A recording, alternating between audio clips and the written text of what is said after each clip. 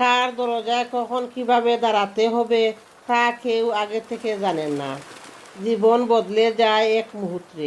সুতরাং আজ আপনি যাকে ছোট ভাবছেন তাকে আগামীকাল আপনার প্রয়োজন হতে পারে। তাই মানুষের সাথে অমানসিক অত্যাচার করবেন না। সবাইকে আপন করা আমার বাবার অভ্যাস, আমারও ছিল। কিন্তু সেই মানুষগুলো আমাকে শিখিয়ে দিয়েছে সবাই আসলে আপন হয় না। যারা মন থেকে ভালো থাকে তাদের সবচেয়ে বেশি ব্যবহার করা হয়।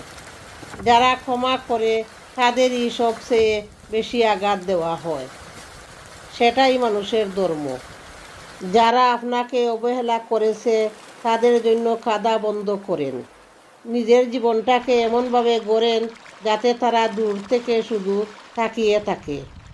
আজ তুমি কষ্টে আছো কারণ এই কষ্টে তোমায় আলাদা বানাবে। মানুষ কথা বলবে, তাদের কাজই সেটা। তোমার কাজ শুধু এগিয়ে যাওয়া। কারণ সেরা প্রতিশোধ হলো নিজের সফলতা। কথাটা বাস্তব, মিলিয়ে নেবেন প্লিজ।